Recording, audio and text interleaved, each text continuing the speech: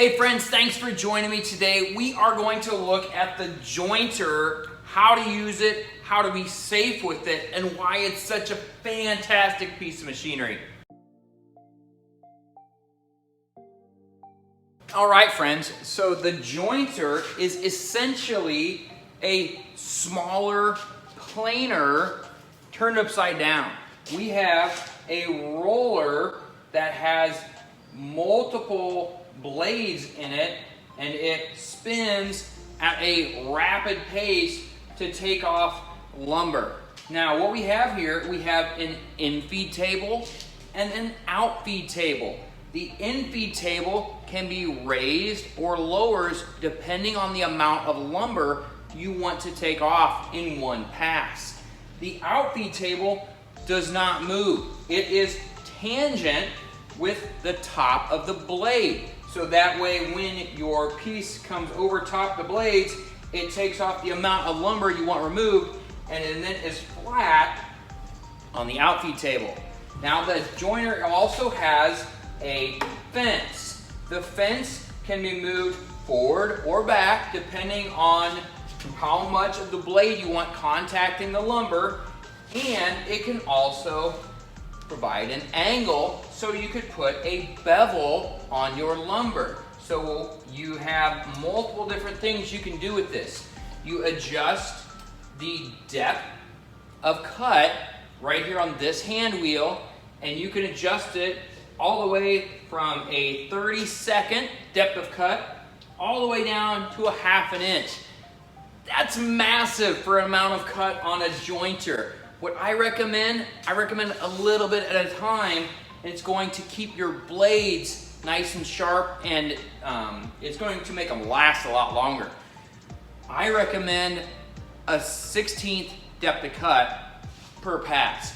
That's what I set this depth of cut at, and that's what I usually leave it at for students and say, you know what, just leave it alone, don't mess with it unless we have something different we have to use it on. Now, you can put your lumber, instead of on edge, that's how it's meant to work, you can put it flat, but you don't want to do a very wide board. That's what the planer's for. But if it has a little cup in it at a certain point, you could put it through there. Not recommended. I don't recommend it. I'd say use the planer instead, but it's possible just as an option. So the way we work this, we put our lumber flat against the fence, and we run the piece that their side that we want flat on this table.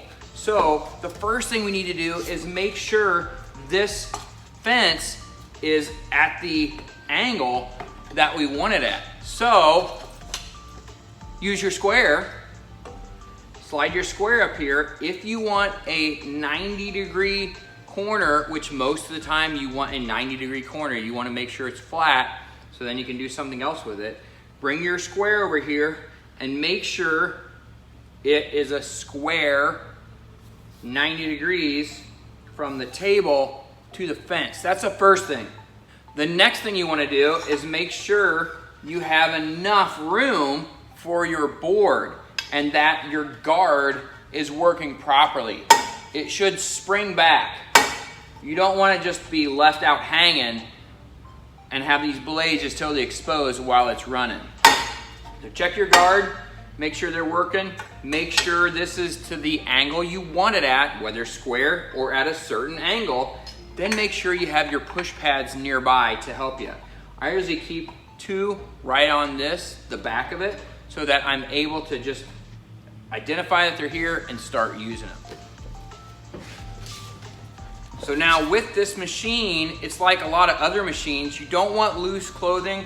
You don't want things hanging around, so get rid of them. Then you can push your board flat against the fence and see how it looks. Then you can go ahead and turn it on, and this pushes through. So you'll want a push pad holding up here, and then you might also want a push pad or a push stick at the very back. You don't want to push like this and have your fingers close to that blade to where you're pushing down here and you only have a little bit of room between your fingers and that blade. That's not recommended. I recommend a push stick like one you'd use on the table saw to push this through. So we'll go ahead and we'll run this. I also recommend hearing protection because this is loud, and when you lose your hearing, you regret it. So we'll go ahead and run this and see how it works. All right, so I got this piece of lumber here. I want to make one edge straight so I can put the other edge through the table saw and have a nice square piece. So I'm going to put this up here, kind of do a trial run of how it's going to fit against the fence. I'm going to get my push stick close, make sure I have a push pad, and see how these push pads have an angle? You want it angled up so your fingers are not closer, your knuckles are not closer to the blade, but that they're up above. They're angled up. So we'll turn this on. I have my muffs and I'm ready to go. I'm going to hit the start button down here.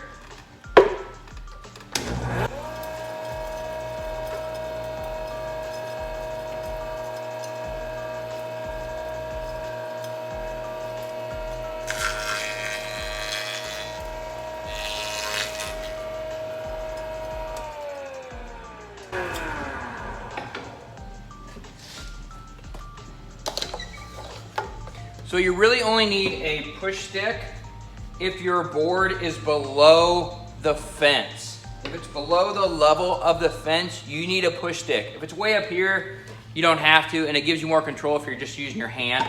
But what happened on this, the joiner took off a little bit. It took off more here, not as much here, more here, and not much there. So this thing was not totally straight. So we're gonna keep doing this and get a straight edge that we can run through the table saw.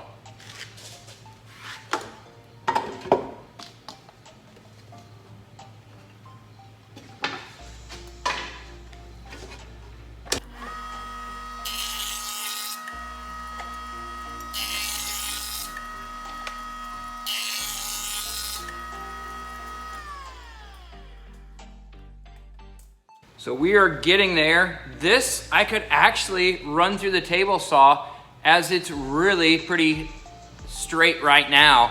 I could run it through the table saw and then I could use that other side if I wanted to take off this bark area.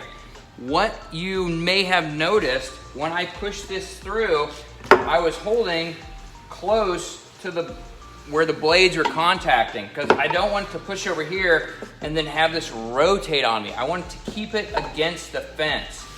And then I push it all the way through. I don't stop right after the blades, I push it all the way through.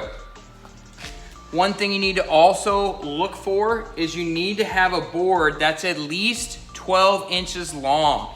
It can't be too short because then you have just a tiny little board here and that's could kick up on this side or do many different things. So we want to make sure it's at least 12 inches, at least a foot long. One thing you need to watch out for are knots and defects in the wood. Knots, they tend to be a lot harder. So you could be pushing along, you hit something and it's just super hard to push through. You have to push more force into it and something slips.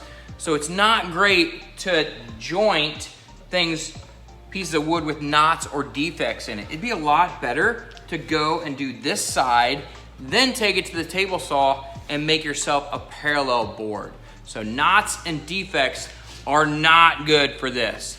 All right, friends, so the jointer is a fantastic piece of machinery, makes woodworking so much easier and so much more enjoyable, but there's some things you gotta remember. So follow those safety procedures, do things safely the first time, and never have to think about, wow, I wish I would have, and get hurt. So make sure to work hard.